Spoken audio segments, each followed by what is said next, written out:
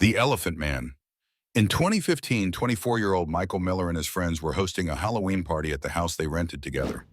Michael recalls inviting around 40 people and asking their friends to bring others, which led to a crowd of about 40 guests.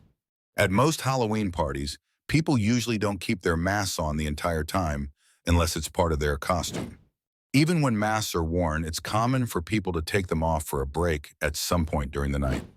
That's why Michael and his housemates found it strange when one man showed up dressed in regular clothes but wearing a gruesome Elephant Man mask.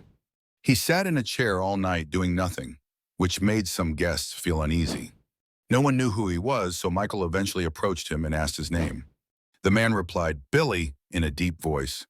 Michael didn't recognize him and asked him to remove the mask, but the man refused. After a brief exchange, Michael asked him to leave, and the man complied.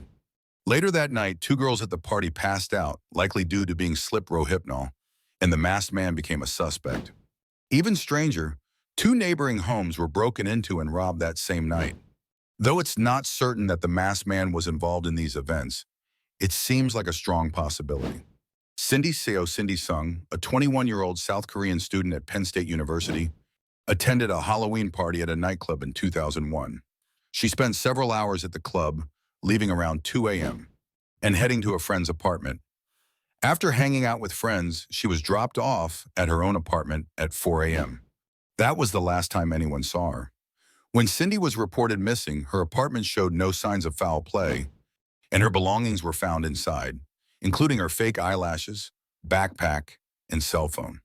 The only things missing were her purse and wallet, suggesting she may have left the apartment again.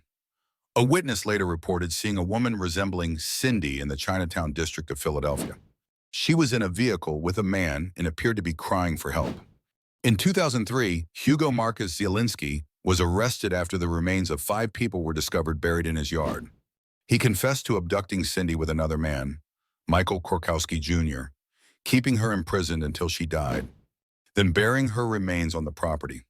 However, Cindy's body was never identified among the remains, and Korkowski, the only person who could confirm this, was also found buried on the property. The case remains unsolved. Chris Jenkins. On Halloween night in 2002, 21-year-old Chris Jenkins, a University of Minnesota student, went to a keg party before heading to the Lone Tree Bar and Grill in downtown Minneapolis. Around 10:30 p.m., Chris was kicked out of the bar for being too drunk, and he was banned from returning.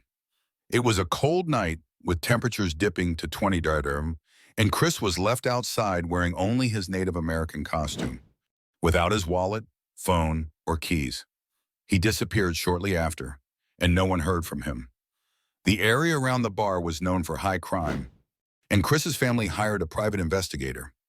Witnesses later reported seeing a large group of men attacking a lone individual near the bar, possibly as part of a gang initiation. Tracking dogs picked up Chris's scent, which led to a nearby parking garage where a few drops of blood and a red feather belonging to Chris's costume were found. However, the trail ended there. 4 months later, Chris's body was discovered floating in the Mississippi River. Initially believed to be an accidental drowning or suicide, but the cause of death was later changed to homicide. Bradley. In 2007, 12-year-old Bradley was trick-or-treating with friends in Colorado. At some point, his friends realized he was missing. After retracing their steps, they found his cowboy hat by the curb, and further up the road, his bag of candy spilled on the street. But Bradley was nowhere to be found. The boys' search for him led nowhere, and it's unclear how Bradley disappeared. 1 week later, his mother discovered his glasses in the backyard, which was strange because his friends had said he was wearing them when they last saw him, implying he might have returned home at some point. The case remains unsolved. David Stone, a successful stock market analyst, had a stable career and was known for being a bright and level-headed young man. But just before Halloween in 1980, an argument at a party led him to leave in a strange state. Witnesses saw him walking along a highway and even encountered him on a farmer's property, severely underdressed for the cold, muttering about searching for the beast. David disappeared into the desert and was last seen on Halloween Day. His car was found several days later, and search teams found strange rock formations and other bizarre clues that seemed to hint at something cryptic. 4 years later, in 1962, hikers found his remains in the desert. Despite the odd circumstances surrounding his behavior, no foul play was suspected. David Berkowitz. In 1981, Ronald Seisman and Elizabeth Platzman were brutally murdered in their Greenwich Village apartment. Initially, it was believed to be drug-related, but the case took a strange turn when an informant from prison claimed that David Berkowitz, the infamous Son of Sam killer, had predicted the murders weeks before they occurred. According to the informant, Berkowitz said a cult planned to murder a couple in a similar fashion as his earlier killings. While Berkowitz made this claim, there was no evidence to support it, and the murders of Ronald and Elizabeth remain unsolved.